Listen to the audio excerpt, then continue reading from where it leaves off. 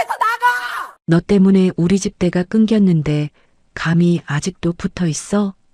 3년 전 5대 독자를 못 낳는다는 이유로 며느리는 종가집에서 쫓겨났습니다. 어머니, 제발 한 번만 더 기회를 주세요. 당장 꺼지지 못해? 시어머니는 며느리를 향해 막말을 퍼붓고 남편은 이혼 서류를 던졌습니다. 그런데 3년 후 빨간 스포츠카에서 내리는 그녀를 본 순간 온몸이 얼었습니다. 그녀의 품 안에는 어여쁜 새쌍둥이가 함께였기 때문입니다.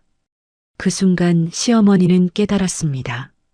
며느리가 새쌍둥이와 함께 완전히 다른 사람이 되어 돌아왔다는 것을. 이것은 시작에 불과했습니다. 시어머니에게 닥칠 충격적인 사건들, 그리고 예상할 수 없는 결말까지. 지금 구독 버튼을 눌러주시면 제가 구독자분들이 계신 곳에 건강과 행복의 기운을 보내드리겠습니다. 오늘의 사연 시작합니다. 따스한 5월 오후 신월빌라 단지 정자에는 동네 아주머니들이 모여 앉아 차를 마시고 있었습니다. 박말자가 테이블 가운데 종이봉투를 올려놓으며 득의양양한 표정을 지었습니다. 자, 여러분 이거 보세요. 박말자가 봉투에서 진단서를 꺼내 펼쳐 보였습니다. 주민들이 목을 길게 빼고 들여다보았습니다. 어머, 이게 뭐예요? 옆자리 김순자가 눈을 가늘게 뜨며 물었습니다. 임신 진단서요. 우리 새 며느리 수정이가 임신했어요. 박말자가 가슴을 펴며 자랑스럽게 말했습니다. 아이고, 정말요? 축하해요. 몇 개월 된 거예요? 주민들이 박수를 치며 축하 인사를 건넸습니다. 박말자가 손사래를 치며 웃었습니다. 아직 초기예요. 하지만 이번엔 확실해요. 의사가 아들이라고 했거든요. 어머, 아들이요? 정말 좋겠어요. 박순옥이 부러운 눈빛으로 말했습니다. 5대 독자 집안인데 대가 끊어질 뻔했잖아요. 이제야 안심이에요. 박말자가 진단서를 다시 접으며 말했습니다. 전에 며느리는 임신이 어려운 몸이래요? 김순자가 궁금하다는 듯 물었습니다. 박말자의 얼굴이 일그러졌습니다. 그 여자요? 3년을 살면서 애 하나 못 가졌어요. 의사도 임신이 어렵다고 했고요. 아, 그래서 이혼시켰구나. 당연하죠. 대를 못 잇는 하자 있는 여자를 왜 집에 둬요? 밥만 축내고.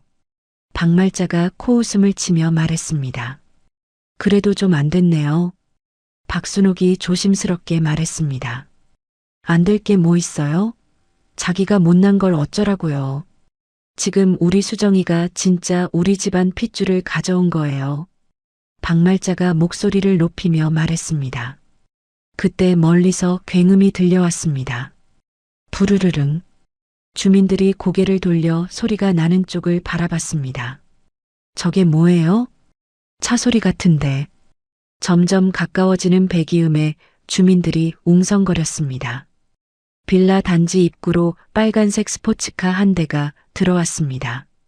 반짝이는 차체와 날렵한 디자인에 모든 사람들의 시선이 집중됐습니다.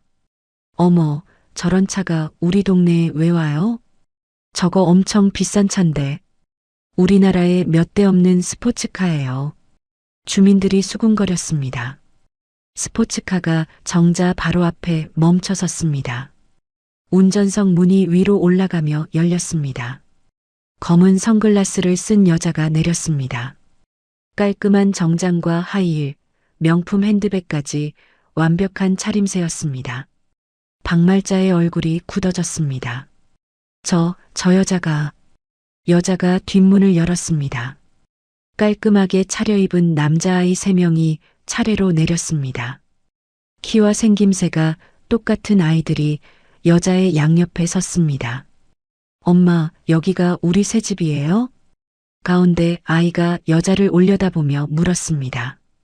그래, 대안아. 엄마가 새로 산 건물이야. 여자가 아이의 머리를 쓰다듬며 대답했습니다. 우와, 정말 커요. 오른쪽 아이가 눈을 반짝이며 말했습니다. 민국이도 마음에 들어? 네, 엄마. 만세야, 너는 어때?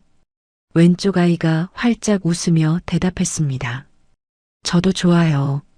엄마랑 함께 살 수 있어서요. 박말자가 아이들의 얼굴을 하나하나 뚫어져라 쳐다봤습니다. 눈, 코, 입 모든 게 민석의 어린 시절과 똑같았습니다. 손에 들고 있던 찻잔이 덜덜 떨렸습니다. 저게. 찻잔이 박말자의 손에서 미끄러져 바닥에 떨어졌습니다. 깨진 도자기 조각들이 사방으로 튀었습니다. 어머, 박 여사님 괜찮아요? 김순자가 놀라며 물었습니다. 박말자는 대답도 못하고 아이들만 바라봤습니다. 여자가 차 키를 옆에 서 있던 남자에게 건넸습니다. 차는 지하 주차장에 세워주세요. 네, 사장님. 남자가 고개를 숙이며 받았습니다. 우리 올라가자. 서지은이 아이들에게 말했습니다. 아이들이 엄마 손을 잡고 펜트하우스 전용 입구로 걸어갔습니다. 박말자가 비틀거리며 일어났습니다. 잠깐만요. 박말자가 떨리는 목소리로 외쳤습니다. 서지은이 걸음을 멈추고 돌아봤습니다. 차갑고 무표정한 얼굴이었습니다. 누구세요? 서지은이 냉정하게 물었습니다. 나야, 나. 박말자야. 민석이 엄마. 박말자가 아이들에게 다가가려고 했습니다. 그러자 어디선가 나타난 검은 정장의 남자들이 박말자 앞을 막아섰습니다. 어디 가시는 거죠? 경호원이 딱딱한 목소리로 물었습니다. 저 아이들 좀 보자고요. 제 손주들 같아서요. 박말자가 목이 메어 말했습니다. 죄송합니다. 사장님 허락 없이는 안 됩니다. 경호원이 박말자를 더 밀어냈습니다. 서지은이 아이들과 함께 엘리베이터에 올랐습니다. 문이 닫히기 직전 서지은의 차가운 눈빛이 박말자를 향했습니다. 저기. 지은아. 박말자가 엘리베이터를 향해 소리쳤습니다. 하지만 이미 문은 닫혔고 숫자만 올라가고 있었습니다. 어머, 저분이 전에 며느리였다는 분이에요? 김순자가 작은 목소리로 물었습니다. 그런 것 같은데. 박순옥이 대답했습니다. 근데 저 아이들 누가 봐도 박 여사 집안 핏줄이네요. 그러게요. 생김새가 똑같아요. 어떻게 된 거예요? 임신 안 된다고 쫓아냈는데. 주민들이 수군거렸습니다. 박말자의 온몸이 덜덜 떨렸습니다. 아니야. 그럴 리가 없어. 박말자가 중얼거렸습니다. 박 여사님, 얼굴이 하얘요. 괜찮아요? 김순자가 걱정스럽게 물었습니다. 네, 내 손주들이야. 내 손주들이라고. 그리고 갑자기 저런 스포츠카를 타고 다닌다고? 박말자가 비틀거리더니 그 자리에 주저앉았습니다. 그때 빌라 입구로 민석이 걸어 들어왔습니다. 퇴근길이었던 민석이 정자 쪽 소란을 보고 다가왔습니다. 어머니, 왜 이러세요? 민석이 놀라며 박말자에게 달려갔습니다. 민석아. 박말자가 민석의 팔을 붙잡았습니다. 왜 그러세요? 무슨 일이에요? 민석이 어머니를 일으켜 세우며 물었습니다. 저 여자가 왔어. 서지은이가. 박말자가 펜트하우스를 가리키며 말했습니다.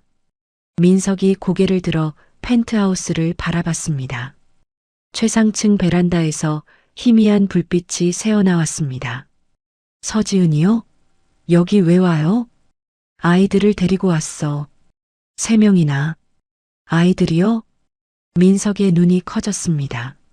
너 똑판이야. 어린 시절 너랑 똑같아. 박말자가 흥분해서 말했습니다. 그게 무슨. 봤어. 내가 똑똑히 봤다고. 박말자가 민석의 셔츠를 움켜잡았습니다. 주민들이 모두 이 광경을 지켜보고 있었습니다. 어머니, 진정하세요. 집에 가서 이야기해요. 민석이 당황하며 어머니를 부축했습니다. 내 손주들이야. 분명 내 손주들이라고. 박말자의 목소리가 점점 작아졌습니다. 그리고 민석의 품에 쓰러졌습니다. 어머니, 어머니. 민석이 급하게 어머니를 흔들었습니다. 건물 저편에서 이수정이 이 모든 광경을 지켜보고 있었습니다. 이수정의 손이 자신의 배 위에 올려져 있었습니다. 그 손이 점점 세게 배를 움켜쥐었습니다. 저런 일이 있을 수가. 이수정이 이를 갈며 중얼거렸습니다. 펜트하우스 창문으로 실루엣 세 개가 보였습니다. 서지은과 아이들이었습니다. 다음 날 아침 8시 서울대병원 응급실에서 박말자가 눈을 떴습니다. 하얀 천장이 눈에 들어오자 어젯밤 일이 떠올랐습니다. 간호사님, 간호사님. 박말자가 소리를 질렀습니다. 간호사가 달려왔습니다. 환자분, 괜찮으세요? 내 아들 어디 있어요? 최민석?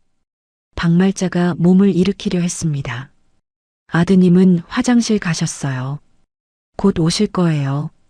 당장 불러와요. 당장? 박말자가 소리를 지르자 민석이 뛰어들어왔습니다. 어머니, 깨셨어요? 많이 놀랐죠? 민석이 침대 옆에 앉으며 말했습니다. 박말자가 갑자기 민석의 셔츠 깃을 움켜잡았습니다. 야, 이놈아. 당장 내 손주들 찾아와. 어머니, 진정하세요. 진정하긴 뭘 진정해. 3년 동안 내 손주들이 어디 있었는지 아냐? 박말자가 목이 터져라 소리쳤습니다. 그게 정말 제 아이들인지도 모르잖아요. 민석이 조심스럽게 말했습니다. 모르긴 뭘 몰라. 내 어릴 때랑 똑같다고. 박말자가 민석의 멱살을 잡고 흔들었습니다. 당장 가서 데려와. 내 손주들 데려오라고. 알았어요, 알았어요. 가서 확인해 볼게요. 민석이 어머니를 달래며 말했습니다. 박말자가 민석의 손을 놓으며 침대에 등을 기댔습니다. 꼭 데려와. 내가 직접 확인하게. 네, 어머니. 민석이 한숨을 쉬며 병실을 나왔습니다. 1시간 후 민석은 강남 테헤란로에 있는 맘스키친 본사 앞에 서 있었습니다. 30층 높이의 유리 건물이 햇빛에 반짝였습니다. 건물 1층 로비로 들어가니 대리석 바닥과 화려한 샹들리에가 눈에 띄었습니다. 어서 오세요. 안내데스크 직원이 인사했습니다. 서지은 대표님을 만나고 싶은데요. 민석이 넥타이를 고쳐매며 말했습니다. 성함이 어떻게 되세요? 최민석이요. 서 대표님과 개인적으로 아는 사이예요. 직원이 전화를 걸어 확인했습니다. 잠시 후 정장을 입은 남자가 내려왔습니다. 최민석 씨죠? 저는 보안팀장 김태호입니다. 네, 안녕하세요. 서 대표님 계시죠? 죄송합니다. 대표님은 면회를 거절하셨습니다. 김태호가 서류 봉투를 민석에게 건넸습니다. 이게 뭐예요? 민석이 봉투를 받으며 물었습니다. 법무법인에서 보낸 서류입니다. 민석이 봉투를 뜯어 내용을 확인했습니다. 접근 금지 경고장과 법적 대응 예고 통지서였습니다. 이게 대체 무슨 뜻이에요? 민석의 얼굴이 빨갛게 달아올랐습니다. 더 이상 접근하시면 법적 조치를 취하겠다는 뜻입니다. 김태호가 차갑게 대답했습니다. 말도 안 돼. 내가 서지은한테 할 말이 있다고요. 민석이 목소리를 높였습니다. 조용히 하세요. 다른 손님들이 보고 있어요. 조용히 하긴 뭘 조용히 해. 서지은 나와. 나와서 얘기하자고. 민석이 로비 중앙에서 소리를 지르기 시작했습니다. 다른 방문객들이 모두 민석을 쳐다봤습니다. 그때 2층 난간에 서지은이 나타났습니다. 우아한 회색 정장을 입고 내려다보고 있었습니다. 서지은, 서지은. 민석이 손을 흔들며 불렀습니다. 서지은이 옆에 있던 직원에게 뭔가 지시했습니다. 곧 로비 벽면에 대형 스크린이 켜졌습니다. 화면에 CCTV 영상이 나타났습니다. 3년 전 최민석의 집 거실 장면이었습니다. 화면 속에서 민석이 서지은에게 소리치고 있었습니다. 임신도 못하는 주제의 위자료는 무슨 위자료야? 빈손으로 나가. 제발 조금만 시간을 주세요. 치료받으면. 치료? 3년 동안 뭐 했어? 이 집에서 밥만 축냈잖아. 영상 속 민석이 서지은의 가방을 빼앗아 바닥에 쏟아부었습니다. 나가. 당장 나가라고. 로비에 있던 사람들이 모두 화면을 보며 수군거렸습니다. 저런 사람이 있나? 아내를 저렇게 내쫓다니. 너무하네요. 민석의 얼굴이 새빨갛게 달아올랐습니다. 야, 이거 끄라고. 끄라니까? 민석이 화면을 향해 소리쳤습니다. 서지은이 2층에서 차가운 눈빛으로 내려다봤습니다. 그리고 천천히 돌아서서 사라졌습니다. 나가세요. 더 이상 여기 있으면 경찰을 부르겠습니다. 김태호가 민석을 밀어내며 말했습니다. 서지은, 끝까지 숨을 거야? 민석이 마지막으로 소리쳤지만 대답은 없었습니다. 민석이 수치심에 고개를 숙이고 건물을 빠져나왔습니다. 같은 시각 강남의 한 카페에서 이수정이 한 남자와 마주 앉아 있었습니다. 박 실장님, 잘 오셨어요. 이수정이 커피잔을 들며 말했습니다. 부인께서 급하게 연락하셔서 왔습니다. 박 실장이라 불린 남자가 가방을 열었습니다. 서지은이란 여자 있죠? 그 여자 뒷조사 좀 부탁해요. 어떤 걸 원하시는지요? 3년 전부터 지금까지 뭘 했는지 아이들은 누구 건지 다 알고 싶어요. 이수정의 눈에 도끼가 서렸습니다. 특별히 집중해서 봐야 할 부분이 있나요? 아이들이요. 저 새쌍둥이들이 정말 우리 신랑 아이인지 확인해 주세요. 알겠습니다. 며칠 정도 시간을 주시면 돈은 걱정하지 마세요. 빨리 해주시면 더 드릴게요. 이수정이 두꺼운 봉투를 박 실장에게 밀었습니다. 한편 인근 초등학교 앞에서는 박말자가 기다리고 있었습니다. 학교 시간이 되자 아이들이 하나둘 나오기 시작했습니다. 저기 있다. 박말자가 새쌍둥이를 발견하고 다가갔습니다. 아이들은 깔끔한 교복을 입고 손을 잡고 걸어오고 있었습니다. 얘들아, 얘들아. 박말자가 손을 흔들며 뛰어갔습니다. 대안이 고개를 들어 박말자를 봤습니다. 누구세요? 대안이 경계하는 눈빛으로 물었습니다. 나는 할머니야. 너희 아빠 엄마란다. 박말자가 대안의 손을 잡으려고 했습니다. 그 순간 대안이 박말자의 손목을 꺾어 돌렸습니다. 아야. 박말자가 비명을 지르며 뒤로 물러났습니다. 모르는 사람 따라가면 안 된다고 엄마가 그랬어요. 민국이가 형 뒤에 서며 말했습니다.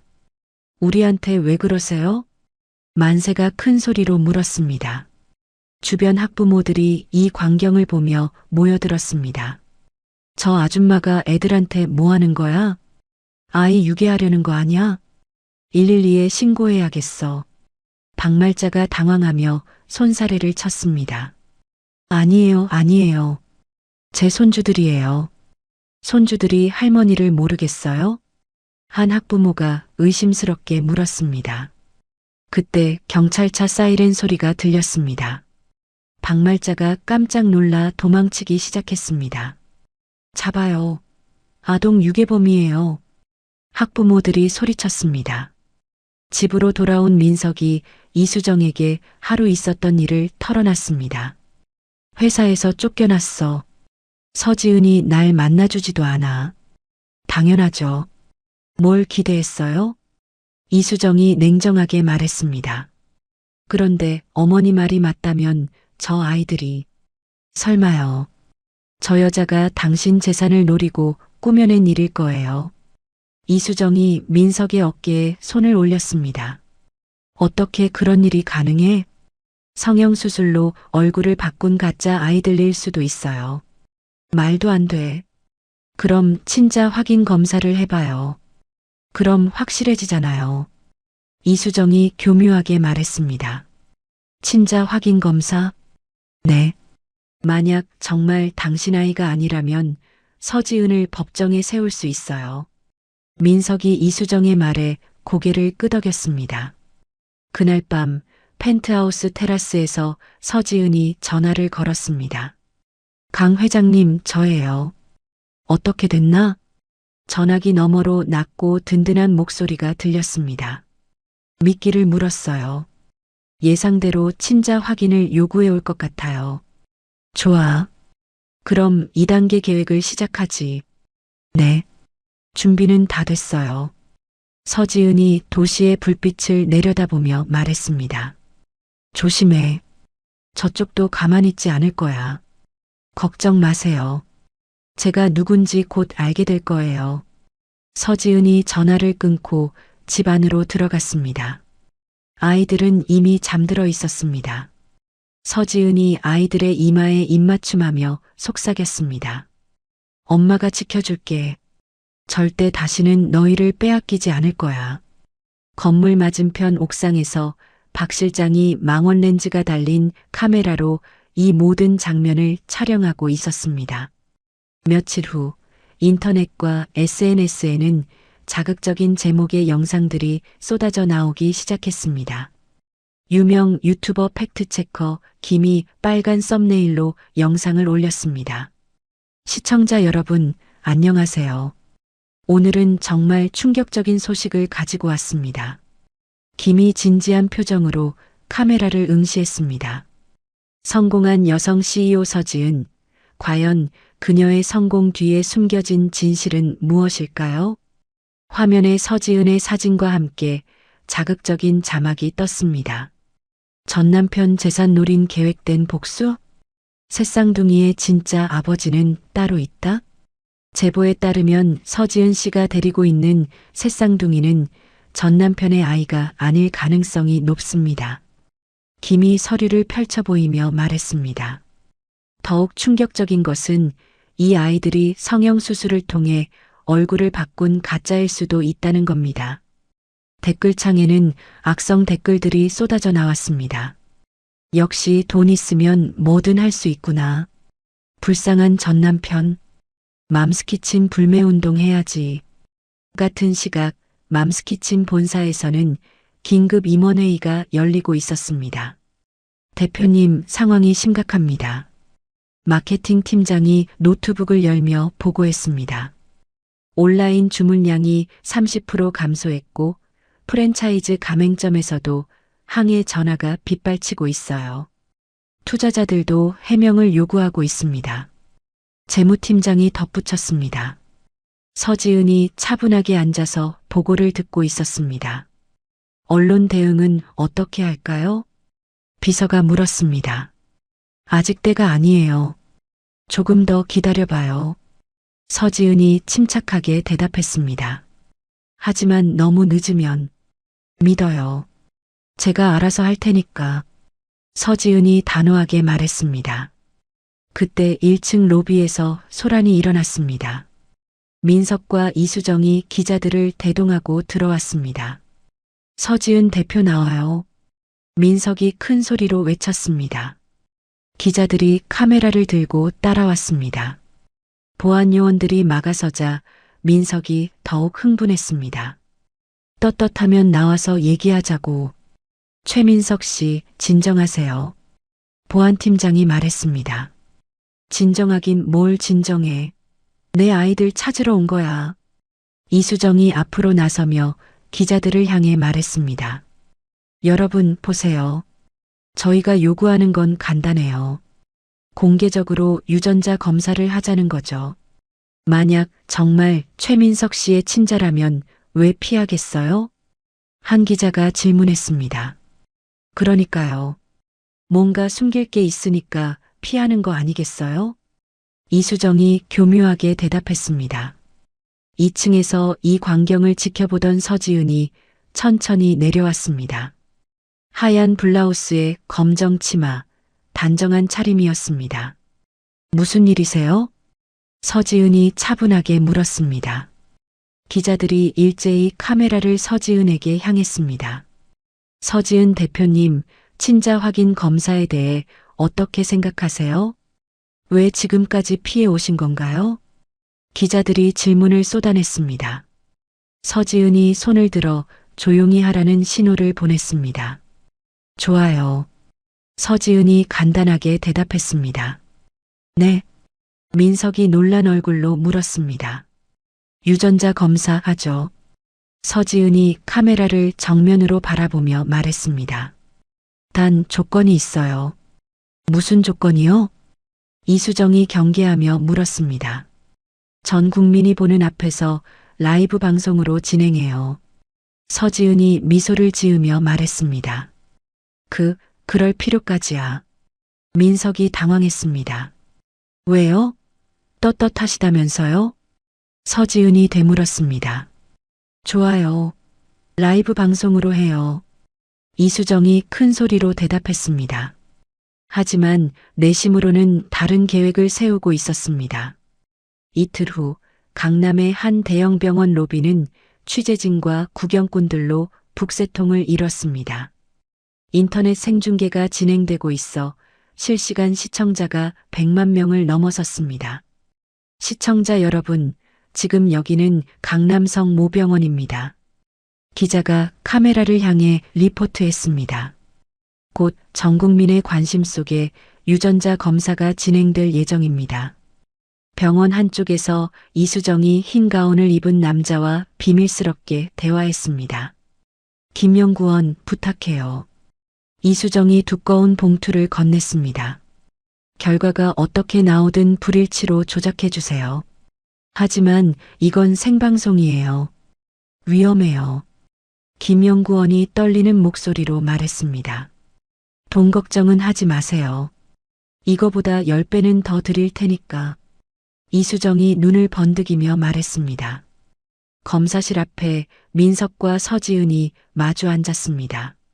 민석은 초조하게 손톱을 뜯고 있었고 서지은은 담담한 표정이었습니다. 긴장되세요? 서지은이 민석에게 물었습니다. 당연하지. 내 인생이 걸린 일인데. 민석이 뭉근하게 대답했습니다. 그러게요. 당신 인생이 걸린 일이네요. 서지은이 의미심장하게 미소 지었습니다. 그때 병원 입구가 열리며 정장을 입은 노인이 들어왔습니다. 강 회장이었습니다. 뒤따라 대학병원 교수진과 변호사들이 줄줄이 따라왔습니다. 잠깐만요. 강 회장이 큰 목소리로 말했습니다. 누구세요? 이수정이 당황하며 물었습니다. 저는 서지은 양의 보호자 강철민입니다. 강 회장이 당당하게 자신을 소개했습니다. 이 검사는 공신력 있는 제3의 기관에서 교차 검증으로 진행하겠습니다. 뒤에서 서울대병원 교수가 나섰습니다. 저는 서울대병원 진단검사의학과 박 교수입니다. 우리는 이미 여기서 하기로 했는데요. 민석이 항의했습니다. 물론이죠. 여기서 하되 두 곳에서 동시에 검사해서 결과를 교차 확인하는 겁니다.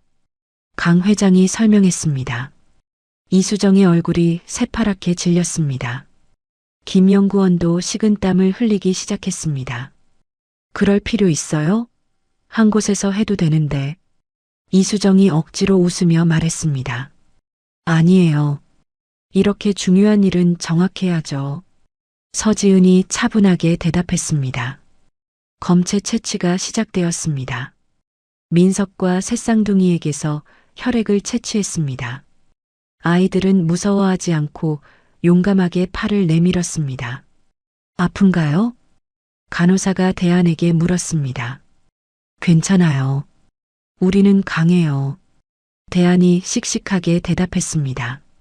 검체가 두 기관으로 나누어져 분석에 들어갔습니다. 결과를 기다리는 동안 로비는 긴장감으로 가득했습니다. 김연구원이 화장실로 도망치려다 보안요원에게 붙잡혔습니다. 어디 가시는 거예요? 화장실 좀.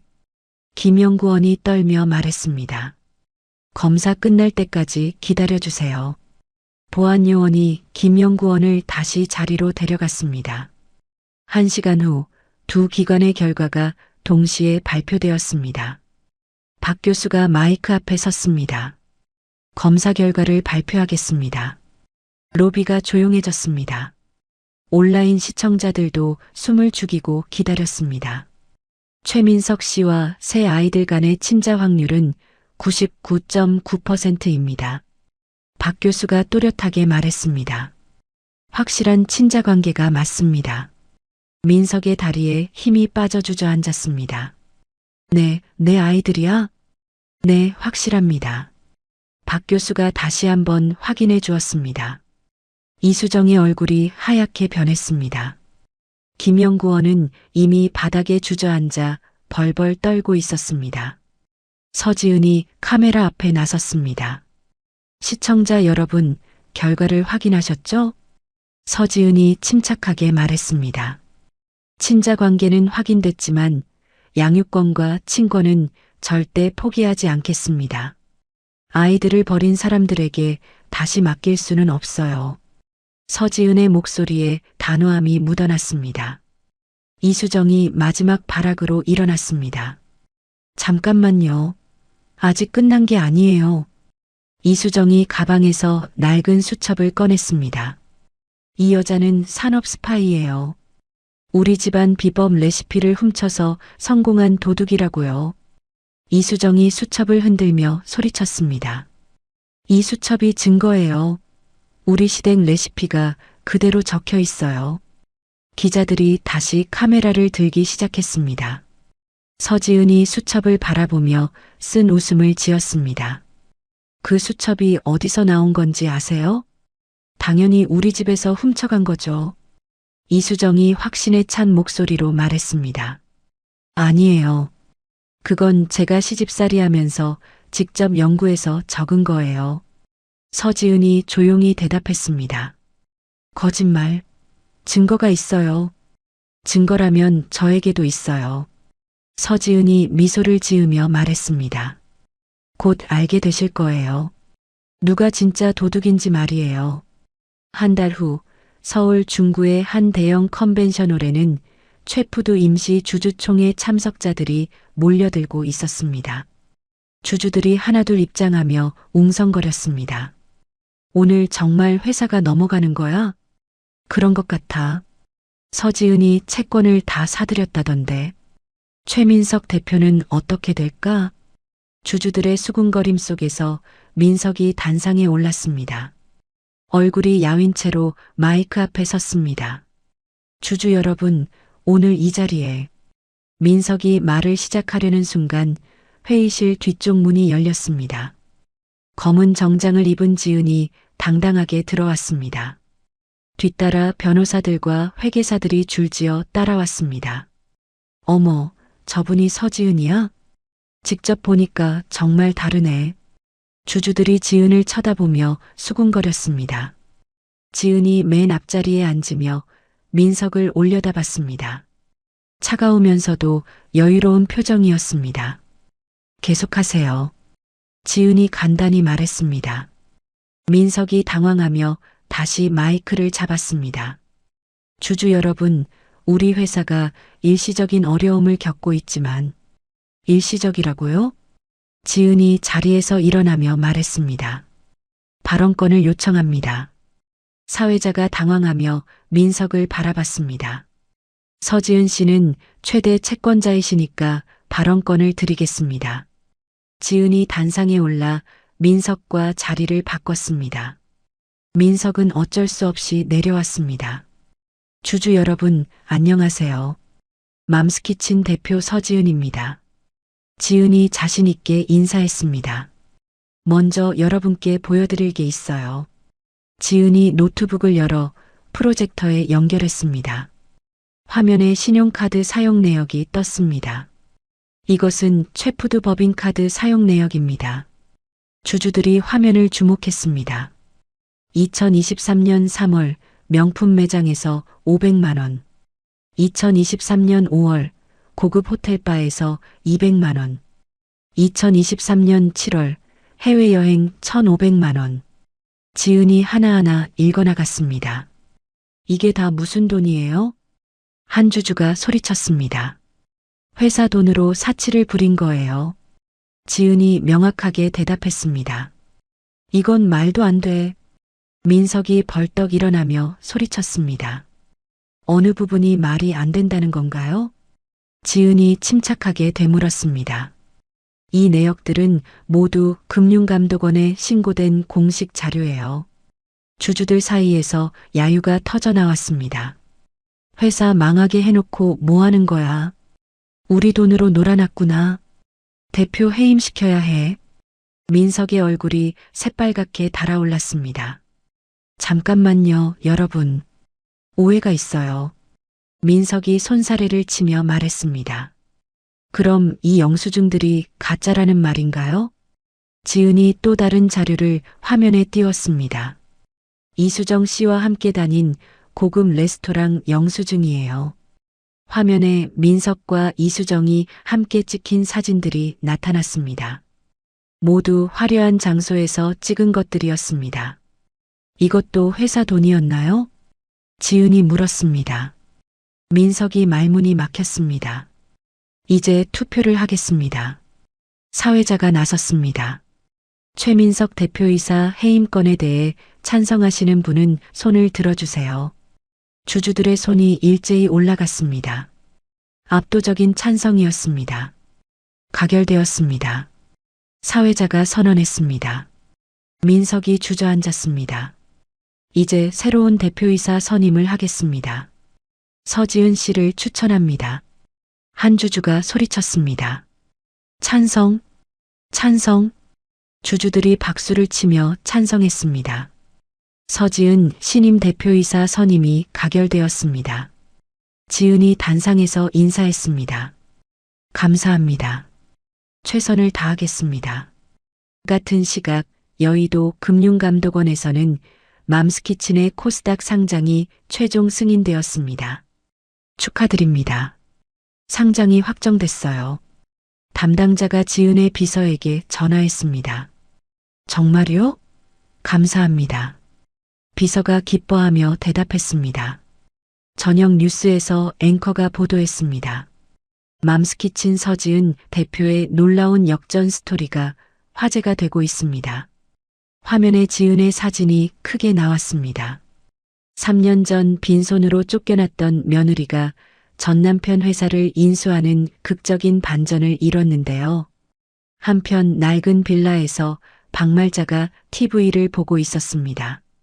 집 곳곳에 압류 딱지가 붙어 있었습니다. 저 여자가. 박말자가 TV 속 지은을 보며 이를 갈았습니다. 화면이 바뀌어 화려한 드레스를 입은 지은과 턱시도를 입은 새쌍둥이가 나타났습니다. 맘스키친 상장 기념 파티 현장이었습니다. 우리 엄마가 세상에서 제일 멋져요. 대안이 마이크를 잡고 소리쳤습니다. 엄마 사랑해요. 민국이와 만세도 함께 외쳤습니다. 파티장에서 박수갈채가 터져 나왔습니다. 내 손주들. 박말자가 TV를 보며 땅을 치고 울기 시작했습니다. 내가 뭘 한 거야? 박말자가 바닥에 주저앉아 통곡했습니다. 파티장 밖에서 민석이 몰래 들어가려고 했습니다. 하지만 경호원들이 막아섰습니다. 초대받지 않으신 분은 입장하실 수 없습니다. 나는 최민석이야. 서지은을 알아. 민석이 소리쳤습니다. 죄송합니다. 명단에 없습니다. 경호원들이 민석을 밀어냈습니다. 민석이 길바닥에 넘어졌습니다. 저 사람 최민석 아냐? 맞네. TV에서 봤어. 회사 말아먹은 그 사람이잖아. 지나가던 사람들이 민석을 알아보며 수군거렸습니다. 민석이 수치심에 고개를 숙이고 도망쳤습니다. 파티장 안에서는 지은이 테라스에 나와 있었습니다. 강 회장이 샴페인 잔을 들고 다가왔습니다. 축하한다, 지은아. 회장님 덕분이에요. 지은이 감사하게 말했습니다. 이제 정말 끝이군. 강 회장이 잔을 들어 올렸습니다. 건배. 두 사람이 잔을 부딪혔습니다. 하지만 강 회장의 표정에는 어딘지 불안한 기색이 있었습니다. 회장님, 괜찮으세요? 지은이 걱정스럽게 물었습니다. 아니야, 괜찮아. 그냥 조심하라는 뜻이야. 왜요? 이제 다 끝난 거 아니에요? 상대방이 이렇게 쉽게 포기할까봐 걱정이야. 강 회장이 의미심장하게 말했습니다. 그때 파티장 구석에서 이수정이 지은을 노려보고 있었습니다. 검은 옷을 입고 그림자 속에 숨어 있었습니다. 이수정이 핸드폰을 꺼내 전화를 걸었습니다. 여보세요, 박 실장님인가요? 이수정의 목소리가 낮고 섬뜩했습니다. 그 계획 지금 실행해요. 정말 하시는 거예요? 위험할 수도 있는데요. 전화 너머에서 박 실장의 걱정스러운 목소리가 들렸습니다. 상관없어요. 어차피 다 잃은 것 같으니까. 이수정이 이를 악물며 말했습니다. 알겠습니다. 내일 실행하겠습니다. 이수정이 전화를 끊고 비릿한 미소를 지었습니다. 밤하늘에 화려한 불꽃놀이가 터져 올랐습니다. 파티 참석자들이 모두 하늘을 올려다보며 감탄했습니다. 와, 정말 아름다워요. 오늘이 정말 완벽한 날이네요. 사람들이 박수를 치며 기뻐했습니다. 지은도 테라스에서 불꽃놀이를 감상하고 있었습니다. 아이들이 지은의 양옆에 서서 함께 하늘을 바라봤습니다. 엄마, 우리 정말 행복하죠? 대안이 지은의 손을 잡으며 말했습니다. 그래, 정말 행복해. 지은이 아이들을 꼭 안으며 대답했습니다. 바로 그때 지은의 핸드폰이 진동하기 시작했습니다. 화면에 발신번호 표시 제한이라고 떴습니다. 지은이 핸드폰을 바라보며 불안한 예감이 들었습니다. 불꽃놀이는 계속되고 있었지만 이상하게 소름이 돋았습니다. 이수정이 파티장을 빠져나가며 뒤돌아보지 않았습니다. 그녀의 입꼬리에 섬뜩한 미소가 걸려 있었습니다. 다음 날 오전 10시 지은은 맘스키친 본사에서 연이은 회의에 참석하고 있었습니다. 상장 후속 업무와 방송 출연 일정이 빼곡하게 잡혀 있었습니다. 대표님, 오후 2시에 SBS 인터뷰가 있고요. 비서가 일정을 확인해 주었습니다. 3시에는 투자 설명회, 5시에는 경제지 기자간담회입니다. 알겠어요. 아이들 하원은 김도우미님한테 부탁드렸죠? 지은이 걱정스럽게 물었습니다. 네, 확인했습니다. 비서가 답했습니다. 같은 시각 초등학교 앞에서는 김도우미가 아이들을 기다리고 있었습니다. 검은색 승용차에 앉아 학교 시간을 기다렸습니다. 멀리서 트럭 한 대가 빠른 속도로 다가오고 있었습니다. 운전석에는 선글라스를 쓴 남자가 앉아 있었습니다. 학교 종이 울리고 아이들이 하나둘 나오기 시작했습니다. 새쌍둥이도 손을 잡고 걸어 나왔습니다. 저기 김이모님이다. 만세가 손을 흔들며 뛰어갔습니다. 김도우미가 차에서 내려 아이들을 맞았습니다. 얘들아, 어서 와. 엄마가 늦는다고 하셨어. 네, 알고 있어요. 대안이 대답했습니다. 아이들이 차에 타려는 순간 트럭이 갑자기 방향을 틀어 김도우미의 차를 들이받았습니다. 꽝! 아! 김도우미가 비명을 지르며 넘어졌습니다. 이모님!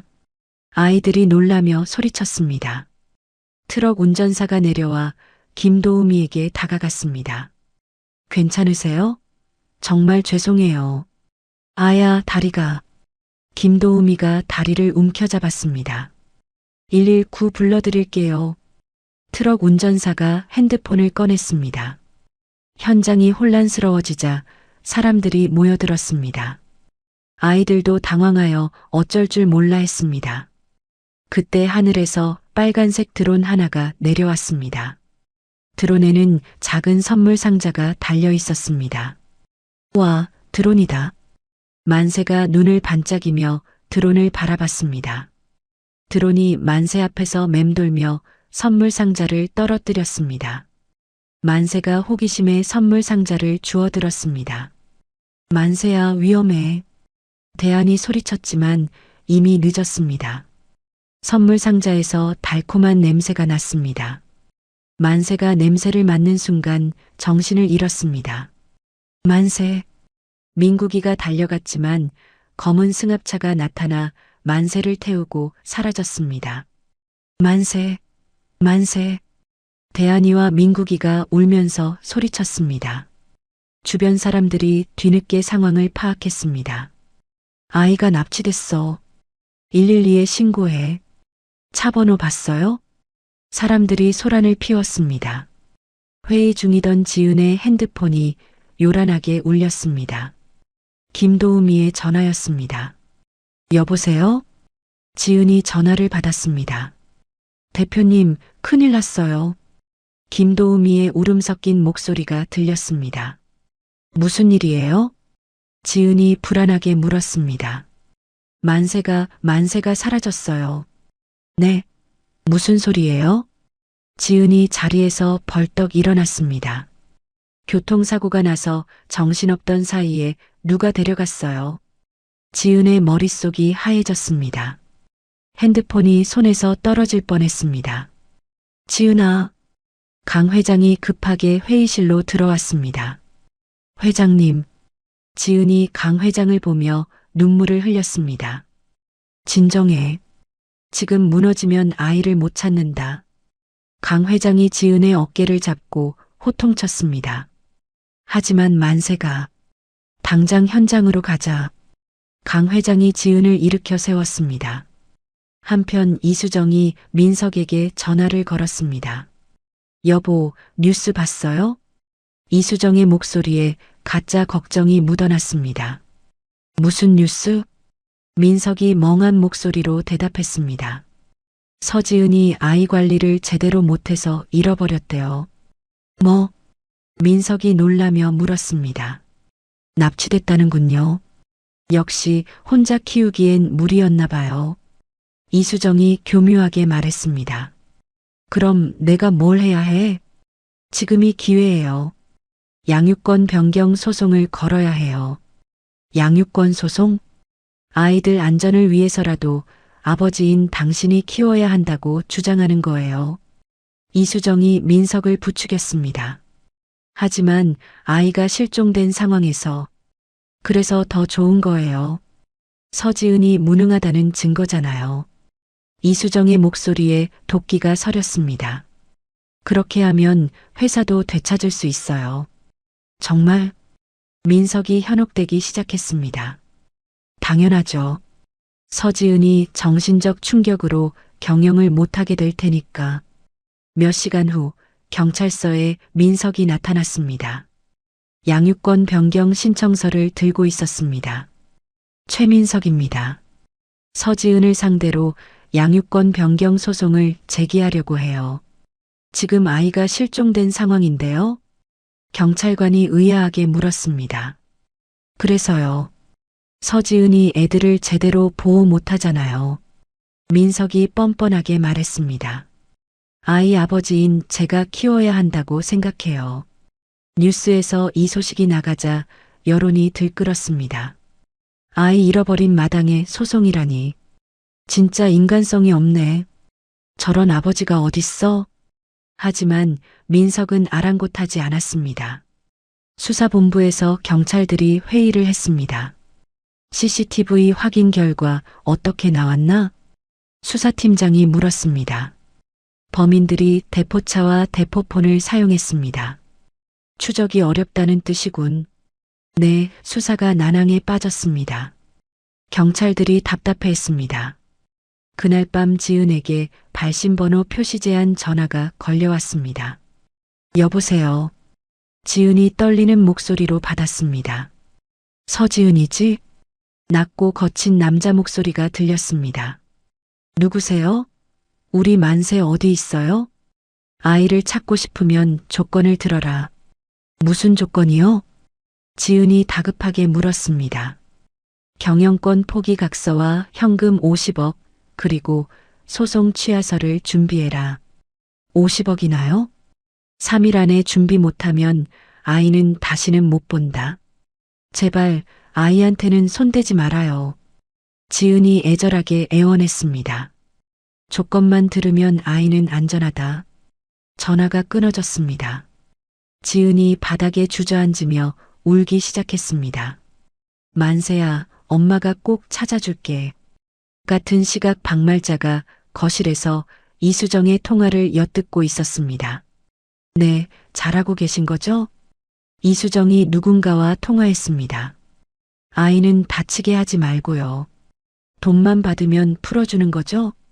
박말자가 깜짝 놀라 귀를 바짝 세웠습니다. 됐어요. 계획대로 진행하세요. 이수정이 전화를 끊었습니다. 박말자가 벌떡 일어나 이수정에게 다가갔습니다. 너가 했구나. 박말자가 이수정을 노려보며 말했습니다. 뭐요? 이수정이 태연하게 대답했습니다. 내 손주 납치한 게 너지? 박말자가 이수정의 멱살을 잡았습니다. 어머님, 무슨 소리예요? 다 들었어.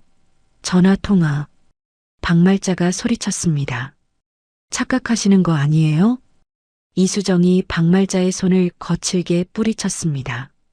박말자가 뒤로 밀려나 넘어졌습니다. 아야. 박말자가 머리를 부딪히며 신음했습니다. 어머님, 괜찮으세요? 이수정이 가짜 걱정을 했습니다.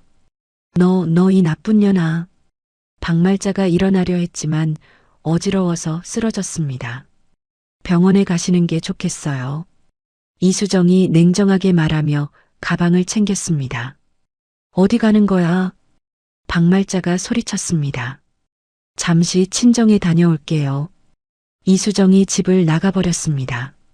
박말자가 피를 흘리며 바닥에 쓰러져 있었습니다. 지은은 강 회장과 함께 대책회의를 했습니다. 회장님, 어떻게 해야 해요? 일단 범인들 요구에 응하는 척 해야 해. 강 회장이 침착하게 말했습니다. 시간을 벌면서 아이를 찾는 거야. 정말 찾을 수 있을까요? 내 쪽 사람들을 총동원할 거야. 강 회장이 전화를 걸기 시작했습니다. 여보세요, 김 실장인가? 급한 일이 생겼어. 전직 정보기관 출신들 다 불러 모아. 아이 납치 사건이야. 최우선으로 처리해줘. 강 회장이 연이어 전화를 걸었습니다. 반드시 찾아낼 거야.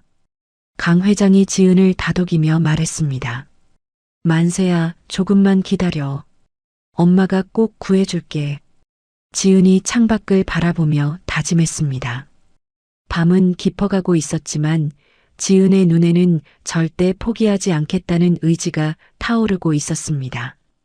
어딘가에서 만세가 엄마를 기다리고 있을 것이라는 생각에 지은의 심장이 미어질 듯 아팠습니다. 비가 억수같이 내리는 밤 11시 서울 외곽의 폐공장 지대는 컴컴했습니다.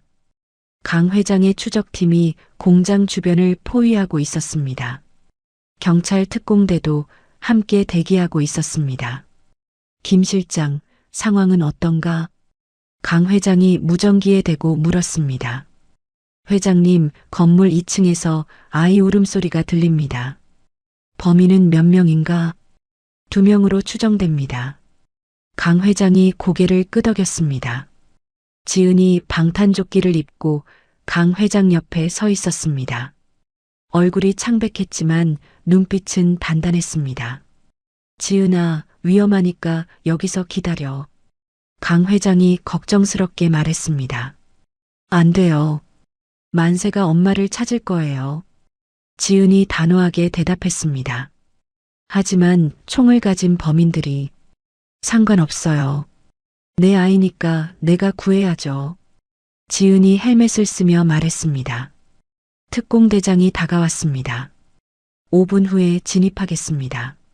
알겠습니다. 강 회장이 답했습니다. 폐공장 2층에서는 만세가 의자에 묶여 있었습니다. 두 명의 남자가 창문으로 밖을 감시하고 있었습니다. 형님, 경찰이 온 것 같아요. 젊은 남자가 떨리는 목소리로 말했습니다. 됐어. 계획대로 하자. 덩치 큰 남자가 만세에게 다가갔습니다. 너 조용히 해. 소리 지르면 안 된다. 만세가 고개를 들어 남자를 노려봤습니다. 우리 엄마가 와요. 엄마는 세상에서 제일 강해요. 시끄러워. 덩치 큰 남자가 만세를 위협했습니다. 그때 만세가 형들에게 배운 호신술을 떠올렸습니다. 발로 남자의 정강이를 세게 찼습니다. 아야. 남자가 깜짝 놀라며 뒤로 물러났습니다. 만세가 의자째로 옆으로 넘어지면서 로프를 끊으려고 몸부림쳤습니다. 이 꼬마가. 덩치 큰 남자가 화를 내며 다시 다가왔습니다. 만세가 순간적으로 남자의 손을 물어뜯었습니다. 으악! 남자가 비명을 지르며 손을 빼냈습니다. 그 사이 창문이 깨지는 소리가 났습니다. 특공대원들이 로프를 타고 들어왔습니다. 꼼짝 마. 특공대원들이 총을 겨누며 소리쳤습니다. 만세. 지은이 계단을 뛰어올라 2층으로 들어왔습니다. 엄마. 만세가 지은을 보고 울음을 터뜨렸습니다. 지은이 만세에게 달려가 온몸으로 감싸 안았습니다. 괜찮아, 괜찮아. 엄마가 왔어. 지은이 만세의 로프를 풀어주며 말했습니다. 엄마, 무서웠어요.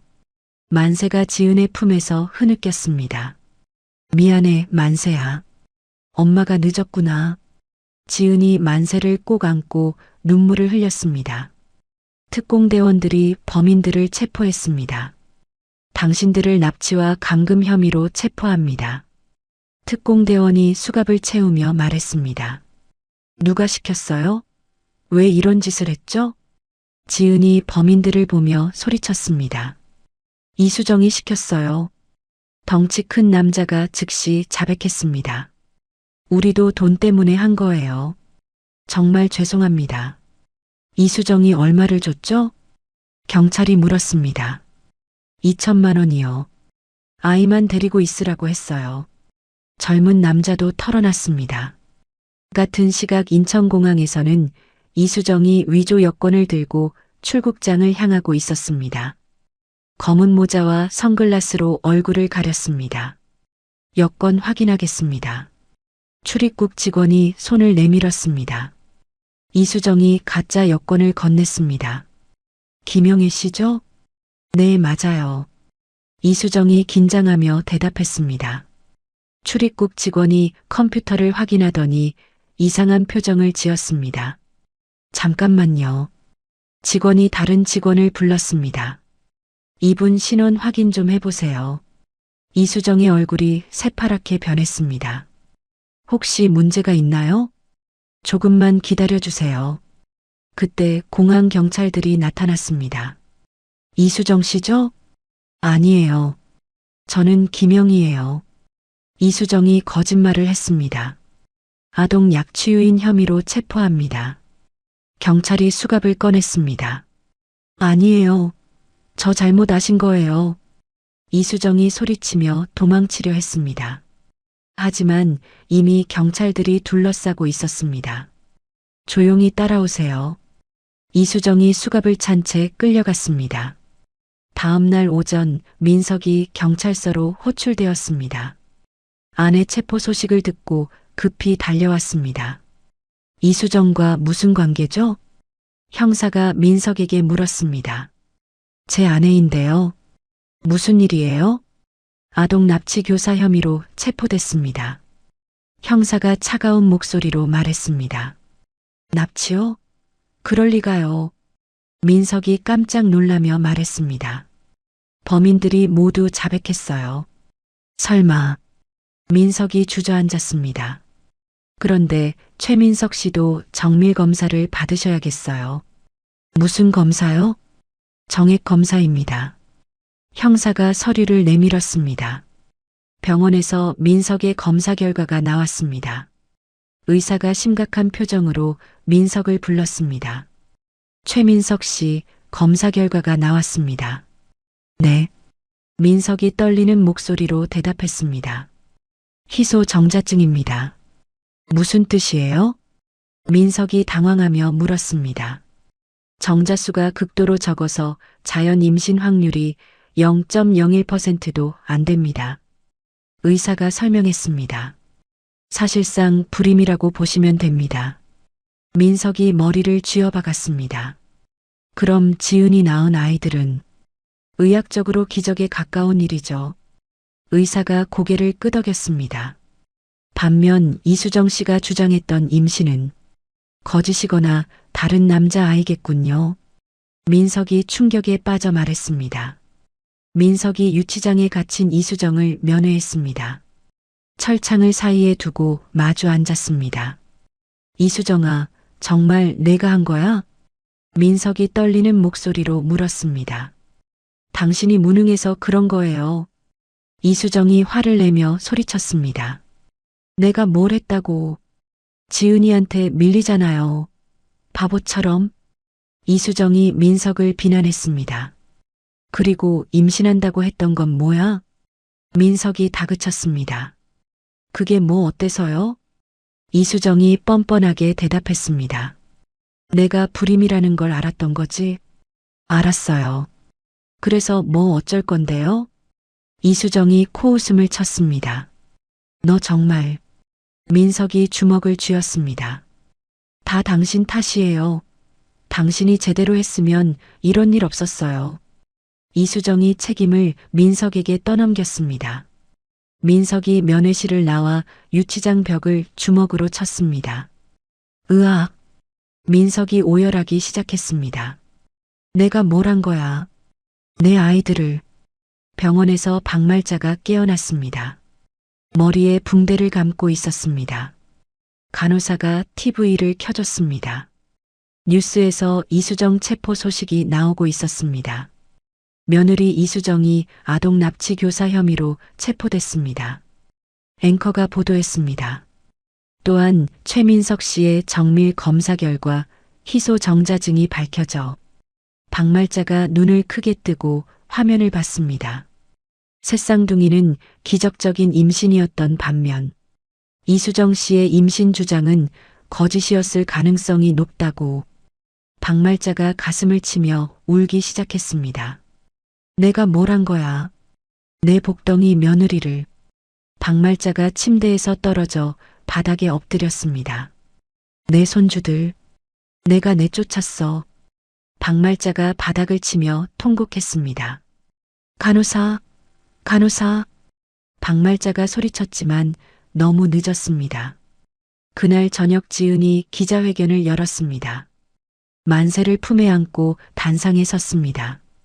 대한이와 민국이도 양옆에 서 있었습니다.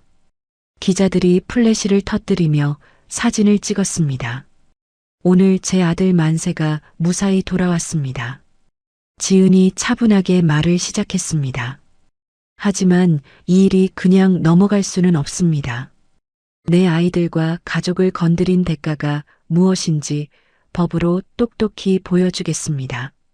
지은의 목소리에 단호함이 묻어났습니다. 기자들이 질문을 쏟아냈습니다. 최민석 씨와의 관계는 어떻게 하실 건가요? 그분과는 더 이상 할 말이 없습니다. 지은이 단칼에 대답했습니다. 이수정 씨에 대해서는 어떻게 생각하세요? 법이 판단할 일입니다. 아이들은 괜찮은가요? 우리 아이들은 강해요. 이제 평화롭게 살고 싶어요. 지은이 새 아이를 꼭 안으며 말했습니다. 기자회견이 끝나자 지은이 아이들과 함께 병원을 나섰습니다. 수많은 시민들이 박수를 보내며 응원했습니다. 서지은 대표 화이팅! 아이들 잘 키우세요. 정말 대단하세요. 사람들의 따뜻한 응원이 이어졌습니다. 지은이 고개를 숙여 인사하며 차에 올랐습니다. 엄마, 우리 이제 정말 안전한 거예요? 만세가 엄마를 올려다보며 물었습니다. 그래, 이제 아무도 우리를 괴롭히지 못해. 지은이 만세의 머리를 쓰다듬었습니다. 나쁜 사람들은 모두 벌 받을 거예요? 대한이가 물었습니다. 당연하지. 나쁜 일을 하면 반드시 벌을 받는 거야. 우리는 엄마랑 계속 함께 살 수 있어요? 민국이가 걱정스럽게 물었습니다. 물론이야. 영원히 함께야. 지은이 새 아이를 꼭 안았습니다. 차가 도시의 불빛 사이로 사라져갔습니다. 지은의 얼굴에는 마침내 평화가 찾아온 듯한 미소가 떠올랐습니다. 정의는 늦었지만 결국 승리했습니다. 나쁜 사람들은 모두 제자리를 찾았고 지은과 아이들은 새로운 시작을 맞이할 준비가 되어 있었습니다. 3개월 후 서울중앙지방법원 대법정은 방청객들로 가득했습니다. 이수정의 최종 선고 공판이 열리는 날이었습니다. 판사가 판결문을 들고 단상에 섰습니다. 피고인 이수정에 대한 판결을 선고합니다. 법정이 조용해졌습니다. 이수정이 수갑을 찬 채 피고인석에 서 있었습니다. 아동 약취유인 교사, 살인미수 교사, 업무상 횡령 등의 혐의로 판사가 또렷하게 말했습니다. 징역 15년을 선고합니다.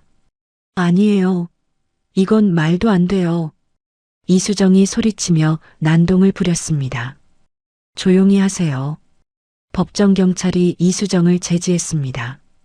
방청석에서 지은이 조용히 지켜보고 있었습니다. 마침내 정의가 실현된 순간이었습니다.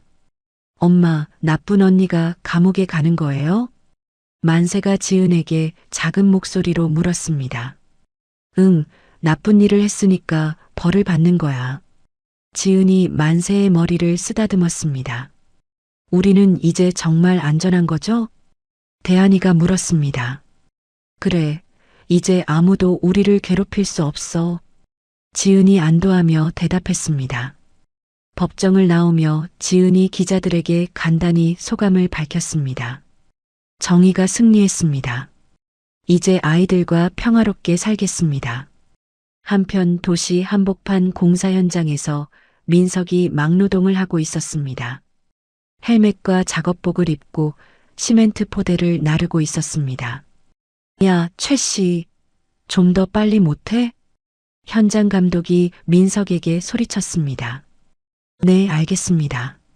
민석이 고개를 숙이며 대답했습니다. 점심시간에 민석이 컵라면을 끓여 먹고 있었습니다. 옆에서 다른 노동자들이 대화했습니다.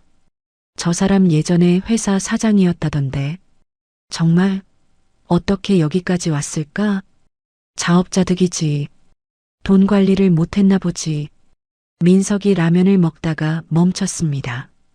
과거를 떠올리며 한숨을 쉬었습니다. 내가 뭘 한 거지? 민석이 혼자 중얼거렸습니다. 저녁에 민석이 쪽방촌의 작은 방으로 돌아왔습니다. 평수도 안 되는 좁은 방에 이불 하나가 전부였습니다. 벽에 붙어 있는 달력을 보며 민석이 날짜를 세어봤습니다. 벌써 3개월이 지났구나. 민석이 지친 목소리로 말했습니다. TV를 켜자 경제뉴스가 나오고 있었습니다. 지은푸드 서지은 대표가 미혼모 지원 재단을 설립한다고 발표했습니다. 앵커가 보도했습니다. 화면에 지은의 인터뷰 장면이 나왔습니다. 어려운 환경의 아이들을 도우고 싶어요. 저도 그런 경험이 있거든요. 지은이 당당하게 말했습니다. 특히 미혼모와 소외계층 아동들에게 실질적인 도움을 주겠습니다. 민석이 TV를 바라보며 복잡한 표정을 지었습니다. 정말 대단해졌구나. 민석이 씁쓸하게 말했습니다. 같은 시각 경기도의 한 요양원에서 박말자가 침대에 누워 있었습니다. 치매가 많이 진행된 상태였습니다. 침대 옆에는 3개의 낡은 곰돌이 인형이 놓여 있었습니다. 대안아, 밥 먹자. 박말자가 첫 번째 인형에게 말을 걸었습니다. 민국이는 숙제 다 했니? 두 번째 인형을 쓰다듬었습니다. 만세야, 할머니 옆에 와. 세 번째 인형을 꼭 안았습니다. 간병인이 들어와 박말자를 돌봐줬습니다. 어머니, 약 드실 시간이에요. 약은 싫어. 우리 손주들이 올 때까지 기다릴 거야. 박말자가 창밖을 바라보며 말했습니다. 언제 오려나? 우리 예쁜 손주들. 박말자가 인형들을 안고 창밖만 바라봤습니다. 6개월 후 봄이 찾아온 어느 날이었습니다. 서울 강남의 한 초등학교에서 입학식이 열리고 있었습니다. 교문 앞에 지은이 강 회장과 함께 나타났습니다. 새쌍둥이는 새 교복을 입고 학용품 가방을 메고 있었습니다. 얘들아, 떨리니? 지은이 아이들에게 물었습니다. 아니에요. 우리는 용감해요. 대한이가 씩씩하게 대답했습니다. 친구들 많이 사귀고 싶어요. 민국이가 웃으며 말했습니다. 저는 공부 열심히 할 거예요. 만세가 의젓하게 말했습니다. 강 회장이 아이들을 보며 흐뭇하게 웃었습니다. 우리 손주들이 벌써 이렇게 컸네. 회장님 덕분에 여기까지 왔어요. 지은이 감사하게 말했습니다. 무슨 말이야? 내가 잘해서 그런 거지. 강 회장이 지은의 어깨를 두드렸습니다. 입학식이 끝나고 아이들이 운동장에서 뛰어놀고 있었습니다. 지은과 강 회장이 벤치에 앉아 아이들을 지켜봤습니다. 정말 행복해 보이는구나. 강 회장이 만족스럽게 말했습니다. 네, 이제야 진짜 평화가 찾아온 것 같아요. 지은이 미소를 지었습니다. 학교 담장 너머에서 누군가 아이들을 지켜보고 있었습니다. 허름한 작업복을 입고 모자를 깊숙이 눌러 쓴 민석이었습니다. 민석이 담장에 손을 대고 아이들을 바라봤습니다. 눈에서 눈물이 흘러내렸습니다. 내 아이들. 민석이 작은 목소리로 중얼거렸습니다. 아빠가 미안하다. 정말 미안해. 민석이 고개를 숙이며 울었습니다. 운동장에서 뛰어놀던 새쌍둥이는 민석을 전혀 알아보지 못했습니다. 그냥 운동장 너머의 낯선 어른 정도로만 보였습니다. 저 아저씨 왜 울고 있어요?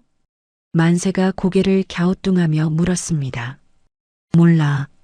우리랑 상관없는 사람이겠지. 대한이가 대수롭지 않게 대답했습니다. 지은이 문득 담장 쪽을 바라봤습니다. 민석과 눈이 마주쳤습니다. 지은의 표정이 순간 차갑게 변했습니다. 민석을 똑바로 바라보며 일어났습니다. 얘들아, 집에 가자.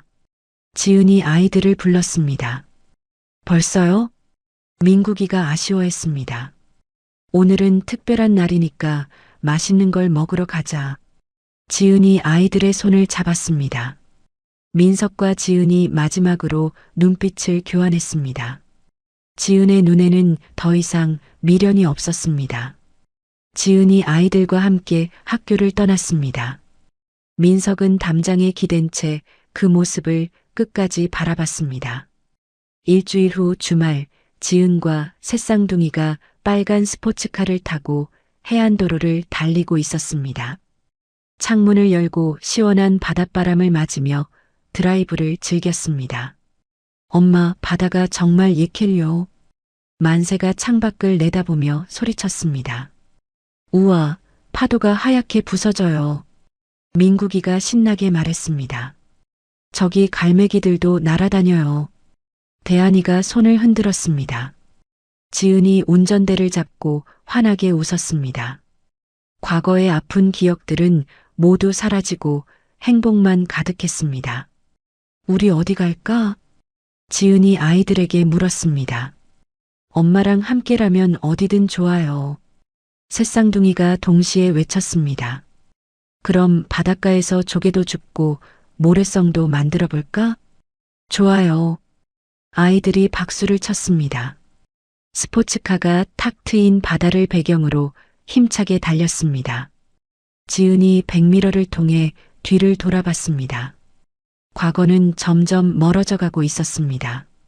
우리는 앞으로 계속 행복할 거야. 지은이 속으로 다짐했습니다. 바다 위로 석양이 지고 있었습니다. 주황빛 노을이 하늘을 물들이고 있었습니다. 지은의 마음속에서 한 문장이 떠올랐습니다. 가장 완벽한 복수는 보란 듯이 행복해지는 것이다.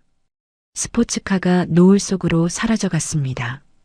지은과 아이들의 웃음소리가 바닷바람에 실려 퍼져나갔습니다. 새로운 시작이었습니다. 진정한 행복이 시작되는 순간이었습니다. 여러분, 서지은과 새쌍둥이의 이야기는 여기서 막을 내립니다. 한때 초라하게 쫓겨났던 며느리가 당당한 성공한 여성으로 거듭나는 모습을 보며 많은 분들이 카타르시스를 느끼셨을 것 같습니다. 악한 이수정은 결국 법의 심판을 받았고 자식보다 체면을 중시했던 박말자는 치매에 걸려 힘든 말년을 보내게 되었습니다.